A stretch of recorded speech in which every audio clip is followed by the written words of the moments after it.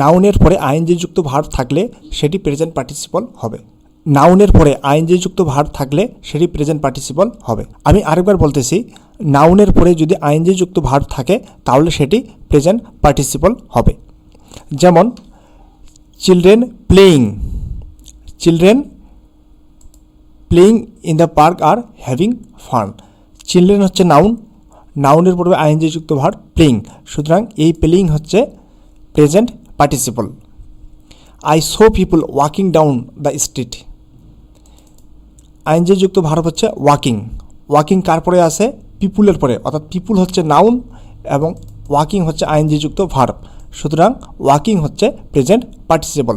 অর্থাৎ নাউনের পরে যদি আইএনজি যুক্ত ভার্ব থাকে তাহলে সেটি present participle.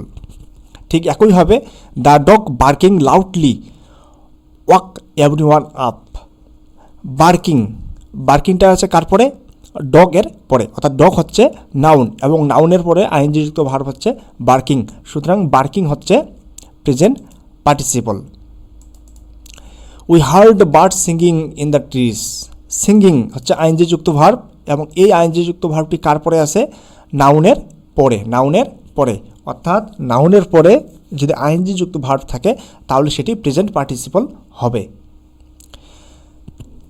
The car speeding down the highway is dangerous. Speeding ING যুক্ত ভার্ব কার পরে আসে? কার এর পরে, অর্থাৎ কার হচ্ছে নাউন, নাউনের পরে স্পিডিং, অর্থাৎ স্পিডিং হচ্ছে প্রেজেন্ট পার্টিসিপল। স্লিপিং, স্লিপ থেকে স্লিপিং আইএনজি যুক্ত ভার্ব, এটা কার পরে আসে? নাউনের পরে। ডগ হচ্ছে নাউন, নাউনের পরে আইএনজি যুক্ত ভার্ব স্লিপিং, অর্থাৎ স্লিপিং হচ্ছে present participle. The girl singing,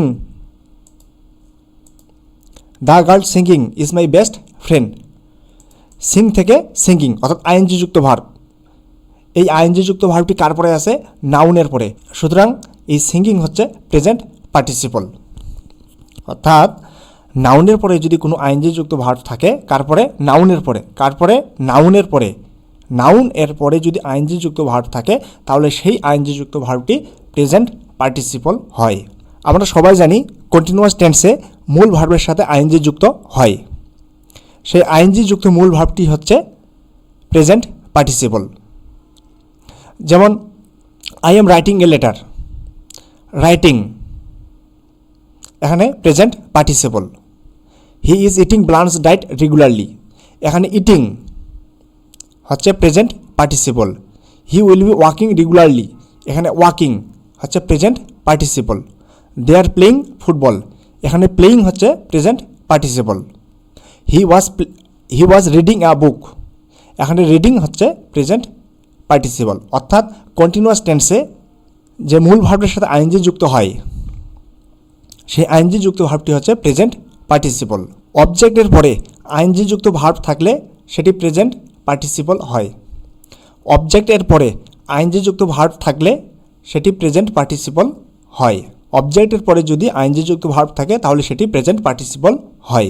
যেমন he saw him walking in the park, এখানে সাবজেক্ট সি, ভার্ব সো, হিম হচ্ছে অবজেক্ট এবং এই অবজেক্টের পরে ওয়াকিং হচ্ছে আইএনজি যুক্ত ভার্ব, সুতরাং এই ওয়াকিং হচ্ছে প্রেজেন্ট পার্টিসিপল। কী কারণে? এটি অবজেক্টের পরে আসে, অবজেক্ট হিমের পরে। ঠিক একইভাবে we heard them talking about the meeting, এখানে টকিং আইএনজি যুক্ত ভার্ব, এই টকিং কার পরে আসে? অবজেক্ট দেম এর পরে, সুতরাং টকিং হচ্ছে প্রেজেন্ট পার্টিসিপল। দে কট আস প্লেয়িং সকার, এখানে প্লেয়িং আইএনজি যুক্ত ভার্ব কিন্তু কার পরে আসে? অবজেক্টের পরে আস, সুতরাং এটি হচ্ছে প্রেজেন্ট পার্টিসিপল। ঠিক একইভাবে we noticed her dancing on stage, এই যে উই হচ্ছে সাবজেক্ট, ভার্ব হচ্ছে ওয়াস্ট এবং অবজেক্ট হচ্ছে হার। এই হার অবজেক্টের পরে আইএনজি যুক্ত ভার্ব হচ্ছে ড্যান্সিং, সুতরাং ড্যান্সিং হচ্ছে প্রেজেন্ট পার্টিসিপল। ঠিক একইভাবে he notice them arguing about the problem, he হচ্ছে সাবজেক্ট, নোটিসড হচ্ছে ভার্ব এবং দ্যাম হচ্ছে অবজেক্ট এবং এই দ্যাম অবজেক্টের পরে একটি আইএনজি যুক্ত ভার্ব হচ্ছে আর্গুইং, অর্থাৎ এই আর্গুইং হচ্ছে প্রেজেন্ট পার্টিসিপল।